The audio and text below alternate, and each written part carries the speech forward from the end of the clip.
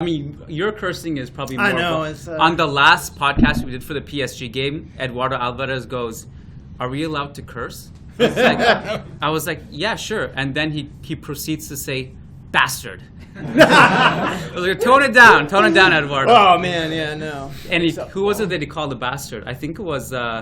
It may have been Asensio. I'm not entirely sure. I think it was Asensio, but I can't remember who we called a bastard. So, truth be told, I don't have that much on Mallorca anyway. I'm just going to get Gabe in this camera here. I did want to ask you guys, though, and you guys have some. Can you guys explain? I know what this is. This is Xabi Alonso 2012, one of the best jerseys. Truly, can you give a backstory on this? I mean, it's just a designer hoodie, Real Madrid. I don't know. It was there's some like famous social media designer who like. I don't know, like he got attention, he was able to do a deal, and he just he designed a bunch of like fashion for a bunch of different famous clubs. So it's fairly expensive. I don't think I'm ever gonna buy these again, but it looks quite nice. I like it. It's awesome. Yeah, I like it. Cool. So I actually did want to. It's a good idea to start with the PSG game. We didn't talk to you about this because we haven't spoken to you. You haven't been on the podcast. I haven't. No, I haven't been on the podcast. Can you since tell New us? York. Tell us the PSG experience for you. I don't know if folks know me that well. It's been a while since I've been a recurring character. Gabe Lesra is the founder of Managing Madrid. If you guys don't know, he is literally the one who started it all. Actually, yeah, this shirt goes back to the first real year of Managing Madrid was this 2012. So we're at 10 years more or less. Is anyone interested to know how Managing Madrid started? The background story? Yeah. All right. Cool. Well, look, I grew up in Madrid and in the States. And I just wanted a, way to follow my team that didn't involve me always having to read the, garbage, Marca, those fucking people. And at that point, ESPN, no one was covering soccer in this country. And so I figured that, as a way to sort of, if I couldn't get it, I had to make it myself. So we, my buddy Josh and I started the show before we even started the site. And we kind of figured it was a way to just sort of catch up with each other every week, talk through games. We had a great time. And, I at that point I met one of my buddies, Kim McCauley. She told me about this little company called SB Nation that she and a couple other folks were sort of, I don't want to say founding, but like that they had just started a little startup, and that I didn't know. Interesting. We decided to join up with them, and by 2012, I was in the south of Spain, and Managing Madrid was a thing, and pretty similar to what you see now, except for people actually didn't really read it, so it was like. We were really psyched when we get a few thousand people to read one of our articles, but obviously that has changed thanks mainly to this guy and Lucas. Well, in the interim, I don't know about that, but I had it's so funny to me because years later, I don't know if you guys read the book The Real Madrid Way by Steven Mendes, but Steven invited Gabe and I to the book launch in Madrid, and you weren't able to make it. Yeah. And you're in some fine company because if you go to the back of that book, there's a list of quotations from various people. Sir Alex Ferguson, Ray Hudson. Yeah. Wasn't David Stern, I think? Yeah. The former NBA commissioner. And then it's like Gabe Lesra. What up? Yeah, it's basically the same, And so at that book launch, Steven introduced me to one of Florentino's right-hand man, like one of the board members, and we were talking, and he's like, "Do you want to meet Florentino?" I was like, "Yeah, okay, whatever. It's not a big deal if he wants to meet me." And so he took me over, and so this guy, the guy who I was talking to, he knew nothing about Managing Madrid. He only knew about it because I told him about it 10 seconds prior, and I was like, this is our market. And then he goes to Florentino, and he's like, "Florentino, these guys are the pioneers of United States Real Madrid marketing, and this is what this is what they're doing, and it's amazing. They're promoting our club in the United States of America." And Florentino was like, "Oh yeah." And then he signed my book, and then he probably has never thought about that ever again. And I was like, that was great. That was a great moment. So yeah, PSG. So like I said, I don't know if I haven't been a sort of recurring character in a while, but PSG is sort of my personal Bet Noir, like the club that I sort of have dedicated a lot of my efforts to hating over my life since because and we don't need to get into this too much, but my actual job is in public policy and anti-corruption work, so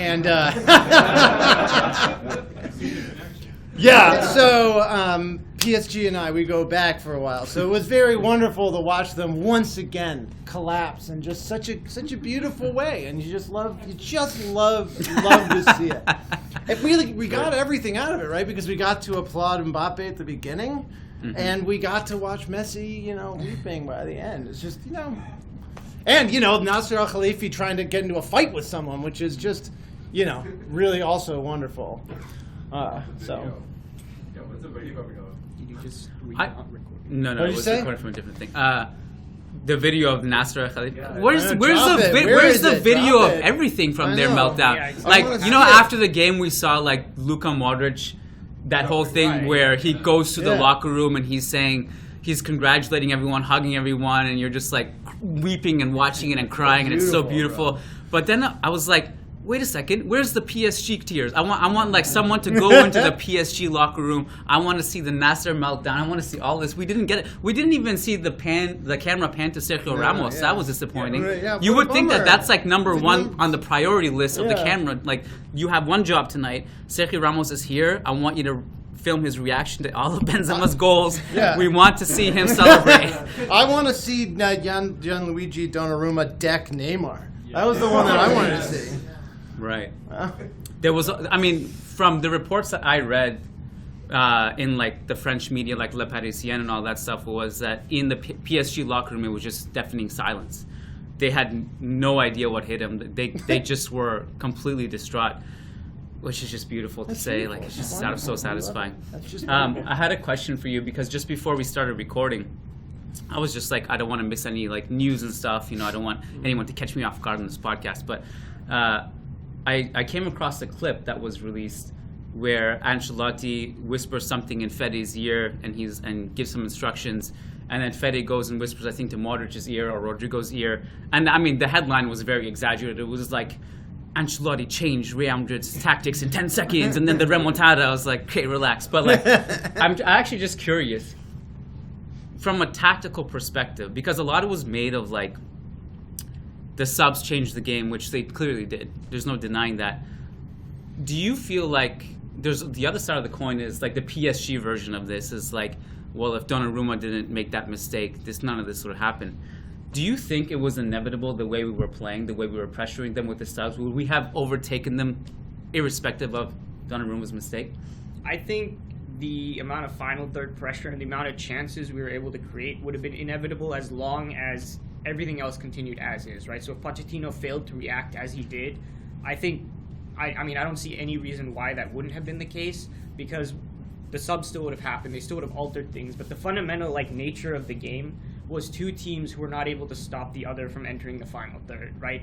And so when PSG went up and they relaxed and they said, okay, that's it, right? We just need to ride it out. And we just came at them with wave after wave after pressure, wave of pressure. Like, there was no way for them to kind of dig out of that, right? So my thought was, as soon as we got one back, I was like, Pochettino has to sub Di Maria on. I don't care how mad Neymar or Messi gets, you have to take one of them off, because at the moment there's simply no way to stop Real Madrid from entering the final third. And at that point they had just completely panicked, right? Marquinhos, who I respect as a really great defender, was horrendous after that. And they had no ability, no last-ditch defending ability, right, to stop the amount of chances we were creating. And so I think, variance, anything can happen, right? Benzema could miss the final shot at the end, whatever. But when it comes to us taking control of the second half, I think that was basically inevitable, because PSG had no way of really controlling the game on the defensive end, which was, I was basically thinking the first side who does that is going to win the tie, but neither side was able to do it, and it was just who had more firepower at the end. And, surprisingly, that was us. Or not surprisingly, I don't know how many people know this, but PSG's expected goals for is actually worse this season than it was last season, and they have Messi, Neymar, and Mbappe. Now, they haven't played that much together, and you could argue maybe some of that is Pochettino's tactics versus Tuchel's, but it's pretty amazing to say that their offense from a statistical perspective, is worse than it was last season when you have supposedly 3 of the greatest attackers in the world on the pitch at the same time. So I also like the XG from that game was heavily in our favor as well, which, I mean, it's crazy to think how much 20 minutes really mattered in the grand scheme of things, because all of our XG came in the last like 20, 25 minutes. So, so was the question, was it inevitable that Madrid would have come back? Because I'm not sure, because it seemed to me that if Donnarumma hadn't made that mistake, I'm not sure Madrid could come back. I thought there was a lot of yeah, sure, there was a lot of pressure, but I mean, PSG, there's a mental element, immense mental element. Is when things start going badly for them, things start going real bad, and I'm not disagreeing at all with what you're saying. I just think that, if they don't concede. Yeah, I don't know if we necessarily come back, but I think the dynamic of the game is basically the same. I think we're applying all of that pressure. I think we're creating a bunch of chances. And, yeah, I mean, you take away a goal, maybe we don't end up scoring, but I think we're by far the superior side in the second half, which is my point, which is why I said variance can go against you, who's to say. But I think my theory would be a mistake would have just thrown them off the rails. They were so mentally weak. Yeah, and I mean the Donnarumma thing, it was bad luck, but at the same time, this is like the 3rd time Karim Benzema has done this now, and I'm starting to wonder what is up with this guy? Does he just know how to I mean, we know he's a good presser, he has skills on the defensive end, but 3 wild mistakes all in key Champions League matches now. I mean, maybe it's not a coincidence. Let's be honest. What would you do if Benzema just started sprinting towards you? Just like, oh shit, here you go. Yeah. the other thing was the positioning for the defenders when Donnarumma received the ball. What were they doing there? There was horrendous support. I mean, he should have just kicked it out to touch. But who knows what they were doing at that point in time? So to me, it was it seemed like they were kind of mentally switching off or collapsing already going to that point. I don't know. It was a strange game. I forgot what all the goals were. I mean, you guys saw on Twitter. We didn't know what goal the Modric run was. We didn't know anything that. No. That night, it was most regular games you're just more composed, obviously. For us, as doing it as our job, after the game we're looking at film, we're reading quotes, we're looking at the stats and data. For that podcast that night, there was none of that. Memes and rewatching the goal because we didn't know what the goal was because we were just losing our mind. We spoke about this so much that the 3rd goal came at a time where we were still celebrating, and then all of a sudden you hear the commentator be oh, and then you run back to the screen what's happening? And it's just you don't know. You don't even see the goal because I felt like I was blacked out. I didn't know what was happening. Now imagine watching the Femenino game right before that, where I have no idea how we end up beating Atletico Madrid 2-0. We literally concede every single possible chance while creating nothing on our end, and the ball does not go in. I'm talking a tap-in cleared off the line, Misa saving a penalty, a disallowed goal in the 90th minute for Atleti, and literally with no break, we go into the PSG game. I was my mind was just gone. There was no 20-minute spurt in the Femenino game where it was just pure shithousery. Well, no, there was shithousery from us, but there was no period where we were wow, Real Madrid are playing well and we're done. No, they were just all over us, and then we end up scoring 2 goals, man. Remind everyone about the big game tomorrow too. Yeah. There's. If you want to wake up at the crack of dawn. If you want to wake up at 7 a.m. watch Real Madrid get pumped by Barcelona, you can do that. Grant and I will be doing that, and we're obviously going to do a podcast on that. Grant was going to attend the press conference, or at least he thought he was going to. And then they sent an email back saying it has to be in person. So yeah, it's changed. Forget about that. But yeah, I mean, although wasn't our last performance against Barca a bit better? We lost 1-0 and everyone got really excited. They were this is it. We've closed the gap. It was our moral victory that they had. Yeah, except the XG after the game was 4.5 against us. So it was a little. The reason this one is bigger than the fact that it's Real versus Barca, if they beat us, they win the league already. That's insane. So, and it's away from home, and yeah, I mean, we'll go there trying to fight. It was weird because the Atleti game, obviously, we're not going to spend the entire time talking about this, but the Atleti game, we rested 4 key players, right? Aslani being one of them. It's why are we doing this, right? Atletico Madrid are 3rd if we need to beat them to close the gap to qualify for the Champions League, and he's doing it, I think, to put in a good showing versus Barca, which doesn't make any sense to me. But Real Madrid take it like quite seriously in terms of like putting up a good image versus Barca and stuff. So wait till we face them in the Champions League in the Camp Nou, and we'll be embarrassed there. But at least maybe this league match we can put up a fight. There you go, Femenino Clasico tomorrow. We actually had thought of doing today as more of like a live mailbag. So if you guys have any questions, you can feel free to ask. I have a question. It's maybe because I was like out of my mind. We have guests, man. Stand in line, come. Maybe it's because I'm like out of my mind after all this stuff. But did we end up figuring out where the hell the chair came from? Oh, yeah. Did anyone locate that? Like, what is that? Chair, right? There was the media press chairs. Yeah, you just grabbed one? Yeah, there was a bunch of them in the line. And Alaba grabbed one, and then after a while, Militao grabbed one. That chair needs to be was there any symbolism to that, or they were just going crazy? No, they just went crazy, and then you like, don't sit on our chair. It's just, pick up whatever object is closest and just shake it in the air.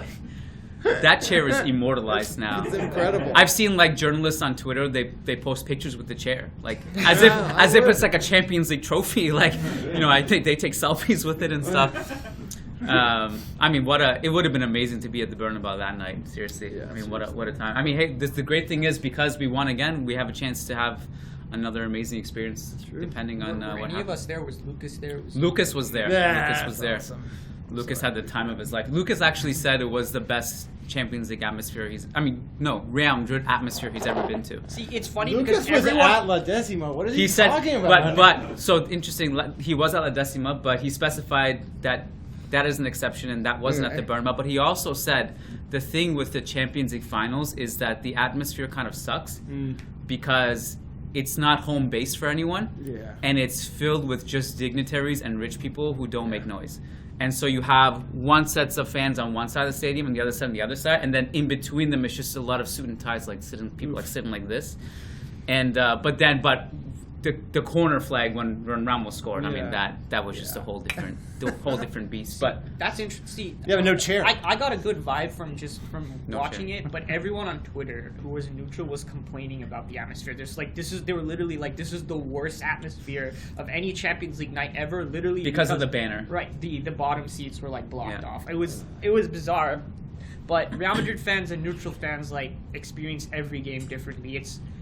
I honestly should be off Twitter every Champions League nights because that's like the one time for a journalist who hasn't watched any Real Madrid whatsoever to be like, I didn't know Karim Benzema was good. Like now I'm putting him on the level of Lewandowski and all that, and we can forget about others who will not be named who should know better. But we don't need to name drop. I mean, probably people in the room know who we're talking about, but like I also think the problem with generalist football pundits, right, is that they have to know too much. Yeah. We have the benefit of like we watch Real Madrid, and everything else we just watch is just mostly for fun, bonus and stuff. But we don't have to like go on TV and well, you have your Substack.